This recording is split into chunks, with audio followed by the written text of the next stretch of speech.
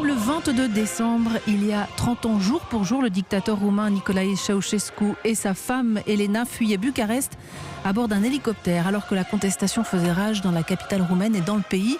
C'était la fin de 45 années d'un communisme souvent impitoyable dans un pays économiquement exsangue et marqué sur les dernières années par un culte de la personnalité absurde. On revient aujourd'hui sur ces événements historiques avec Jean-François Pérez. Bonjour Jean-François. Bonjour Sophie, bonjour à tous. Vous avez rencontré de nombreux témoins à Bucarest, des témoins clés. On va essayer avec vous de mesurer quel est aujourd'hui l'héritage de cette chute du dictateur, une fin sanglante, puisque 3 jours plus tard, les Ceausescu seront exécutés à l'issue d'un procès sommaire. Tout avait commencé, Jean-François, à Timișoara. Oui, Timișoara, c'est l'une des grandes villes de l'ouest roumain, tout près des frontières serbes et hongroises. Ceci aura son importance.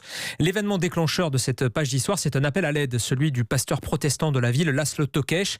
Depuis des mois, cet homme d'origine hongroise critique ouvertement la politique de systématisation de Ceausescu, qui veut rassembler les paysans dans des ensembles modernes, ce qui signifie la destruction de milliers de villages traditionnels et donc des églises. Tokes parle à la télévision hongroise qu'on capte dans une partie de la Roumanie. Il devient de plus en plus gênant, on menace de l'expulser. Alors le 15 décembre, il demande à ses fidèles de le défendre. Des dizaines, puis des centaines, puis des milliers de Roumains, pas forcément protestants d'ailleurs, dans ce pays à 85% orthodoxe, vont former une chaîne humaine devant chez lui. La situation va rapidement dégénérer, s'étendre au centre-ville. Les ouvriers vont notamment se joindre au mouvement et en profiter pour se révolter contre le dernier régime totalitaire, il faut le dire, encore debout, après la chute du mur de Berlin un mois plus tôt. Entre le 16 décembre et Noël, on comptera 100 morts rien qu'à Timișoara. Nicolas Don était l'un des premiers reporters étrangers présents sur place. Il a des origines roumaines et il a senti le vent tourner. On a appris que Nicolae Ceausescu, le chef du pays, avait maintenu sa visite d'État en Iran pour le 17, donc le lendemain des émeutes. Je suis allé voir mon rédacteur en chef, j'étais à Radio France Internationale à l'époque, et je lui ai dit « il va tomber ». Et donc j'ai sauté dans un avion pour Belgrade, j'ai loué une voiture et je suis allé me coller à la frontière du côté de Vršac, ça s'appelait, et j'ai attendu que le régime tombe, donc j'étais du coup le premier à être entré. Voilà, et malgré l'immense manipulation autour des faux charniers et des milliers de victimes supposées qui n'étaient que des morts de la morgue et de la fosse commune qu'on avait déterrée, Timișoara restera comme la ville symbole de ces événements historiques. Alors pendant ce temps-là, Jean-François, que fait Ceausescu ? De retour de Téhéran, il prend enfin la mesure de la gravité de la situation. Il dénonce, comme on le faisait beaucoup dans les régimes communistes, une agression étrangère et des hooligans et donne l'ordre aux militaires de riposter en cas d'attaque. Mais les événements lui échappent. Le 21 décembre, il convoque ses fidèles à Bucarest pour un grand meeting. Des cris se font entendre, apparemment consécutifs à de mystérieux bruits d'armes automatiques, factices ou non. Le dictateur est ébranlé, il ne sait plus quoi dire.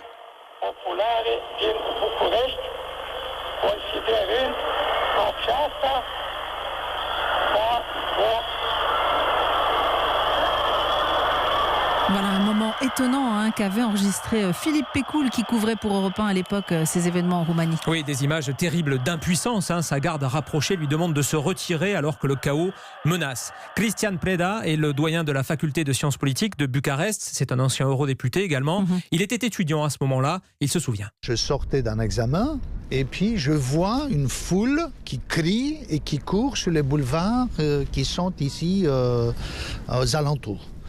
Et c'est une forte émotion parce qu'on avait simplement une expérience de la vie paisible du communisme. C'était la paix du cimetière.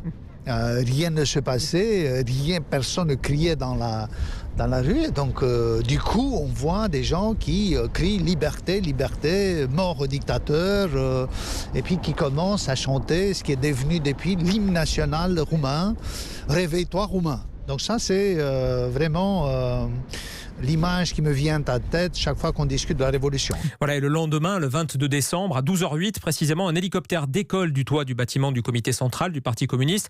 Il transporte Ceausescu et sa femme Elena, encore plus détestée que lui d'ailleurs, pour une destination encore inconnue. Et pendant ce temps, la radio et la télévision se rebaptisent libres. Et à Bucarest fleurissent les barricades à ce moment-là. Oui, depuis quelques heures, le centre de la ville est livré à une espèce d'anarchie. On ne sait pas qui tire sur qui ni pourquoi. On craint les représailles de la Securitate et la police politique. On soupçonne la présence de terroristes étrangers à la solde de Ceausescu. En exclusivité pour Europe 1, l'ancien président roumain Emil Constantinescu a accepté de revenir sur ces jours si particuliers, avec d'autant plus d'émotion qu'il a été personnellement impliqué. Il était alors professeur de géologie à l'université de Bucarest. Ceux qui se sont rassemblés dans la place de l'université ont résisté entouré des troupes de l'armée de la Securitate, des chars de guerre. C'était un des moments rares de l'histoire quand les hommes sont prêts de donner leur vie et leur liberté pour les idéaux moraux. Mon fils a été présent à la barricade de l'hôtel Intercontinental jusqu'à un quart d'heure avant l'entrée dans la place de l'université, des chars et des troupes qui ont tiré horizontalement et tué des dizaines de personnes. J'ai réussi à le récupérer par hasard parce que toutes les personnes qui revenaient ont été arrêtées. Voilà, l'armée va finalement fraterniser avec la foule, mais le bilan sera terrible, près de 1000 morts en quelques jours, et notamment parce que l'incertitude sur le sort de Ceausescu crée les rumeurs les plus folles dans un pays qui est rongé par le mensonge et la paranoïa. Et le 25 décembre 1989, le soir de Noël, le monde stupéfait découvre les images de l'exécution du couple Ceausescu. Oui, après une fugue rocambolesque en hélicoptère, les Ceausescu ont été arrêtés et conduits dans une caserne militaire de Târgoviște, à 80 km de la capitale.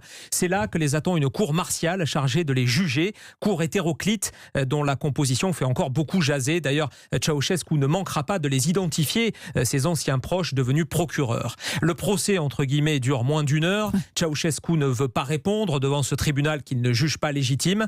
Les époux sont condamnés à mort pour génocide, entre autres. Ils sont exécutés sommairement dans la foulée, contre un mur, par des militaires. Des dizaines de balles cribleront notamment le corps et la tête d'Elena Ceausescu. Voilà, ne tirez plus. Alors, cette fin pathétique était-elle inévitable? Écoutez les explications de Cristian Pârvulescu. Il est l'un des analystes politiques les plus respectés de Roumanie. Des combats ont été encore dans la rue. Et voilà pourquoi ils l'ont considéré, parce que c'était pas un vrai procès, c'était un moment très difficile. Mais ils l'ont considéré que c'est très bien d'éliminer Ceausescu. Et c'était pas du tout un bon début pour une démocratie, ce crime, parce que c'était un crime, c'est un assassinat, même s'il était justifié par le moment révolutionnaire. Voilà, écoutez maintenant l'avis d'Emil Constantinescu, l'ancien président roumain, a intitulé un livre « Le péché originel » pour déplorer cet épilogue violent et antidémocratique. Le résultat a été une mascarade judiciaire. Le procès de Ceausescu, qui était vraiment un assassinat politique, sans un procès public pour éviter de débat sur la responsabilité du régime communiste. Toutes les personnes que j'ai connues dans ces moments, on avait voulu que Ceausescu soit jugé dans un véritable procès de la dictature et du communisme, amené jusqu'au dernier moment. Voilà Sophie, la diffusion des images de l'exécution sera le dernier électrochoc de cette semaine irréelle. Le nouveau pouvoir, symbolisé par l'ancien dissident Ion Iliescu, un proche de Gorbatchev, et Petre Roman, fils d'un ancien cacique du parti, ingénieur polyglotte au physique d'acteur hollywoodien. Ce nouveau pouvoir va s'installer et préparer des élections libres. Alors Jean-François, vous êtes rendu sur la tombe des Ceausescu dans un faubourg de Bucarest, un lieu qui est chargé de fantasmes et de polémiques. Oui, ils ont été enterrés à la hâte dans le cimetière militaire de Ghencea le soir du 30 décembre 1989. L'organisateur était Gelu Voican Voiculescu, déjà présent lors du procès. Des doutes ont subsisté pendant des années sur la présence réelle des Ceausescu dans ce cimetière, à tel point qu'au début des années 2010, les corps ont été exhumés, identifiés, puis déplacés dans le cimetière civil voisin. C'est une tombe de marbre rouge foncé, sobre, sans ostentation. Et en ce froid dimanche matin de décembre, seule Valentine entretient la tombe de son épouse, tout près de celle des Ceausescu. Un emplacement forcément singulier pour ce retraité, francophone comme beaucoup de Roumains de sa génération. Avant, le tombe de Ceausescu était là. Et quand nous irons par ici, il est à droite de nous tout le temps. Mais je n'ai pas dit salut monsieur Ceausescu. Valentine n'est pas un nostalgique de l'époque, vous l'aurez compris. Je lui fais remarquer que la tombe des Ceausescu est la seule sans croix de tout le cimetière dans un pays qui est pourtant très croyant, et cela le fait sourire. Comment voulez-vous mettre une croix pour quelqu'un qui a détruit des églises? Le problème, je vais vous dire, c'est qu'on l'a tué le jour de Noël. C'est très moche, ça ne se fait pas. Mais qu'est-ce qu'on pouvait attendre d'autres communistes? Alors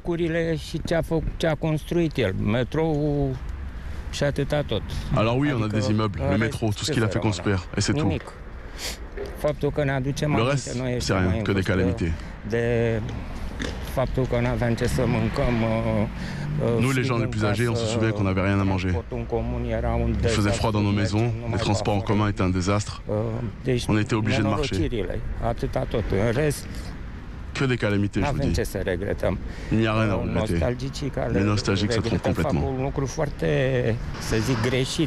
Voilà, et pourtant, Sophie, chaque année, des petits groupes de nostalgiques de la dictature continuent de se recueillir sur la tombe des Ceausescu. Il est très touchant, Valentine, hein, Il l'est. dans son témoignage. Absolument. Dans les 30 années qui ont suivi, Jean-François, certains ont jugé l'histoire de la Roumanie ambiguë, hein, avec un ancien dissident de Ceausescu au pouvoir, Ion Iliescu, qui est actuellement en procès. Hein, oui, absolument. Le procès s'est ouvert il y a quelques jours. Il est accusé notamment de crimes contre l'humanité pour des fusillades, pour ce qu'on appelait les minériades.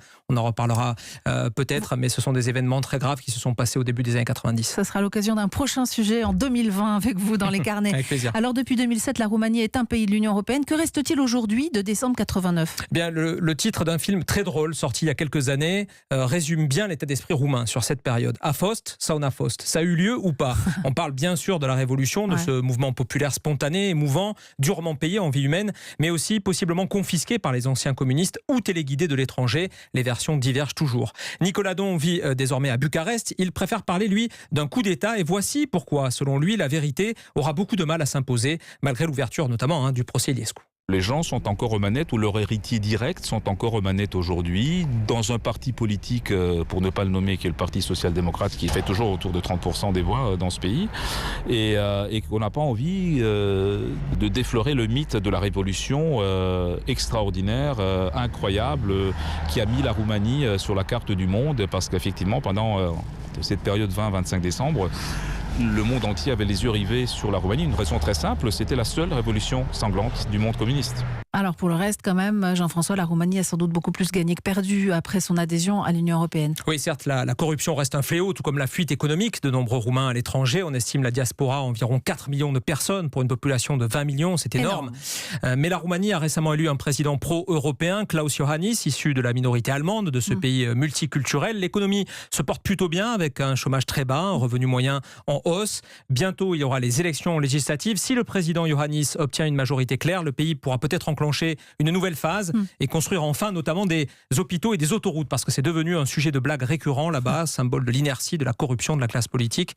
Depuis 1989, Sophie, un seul hôpital nouveau a été construit dans tout le pays. Il a été inauguré le mois dernier.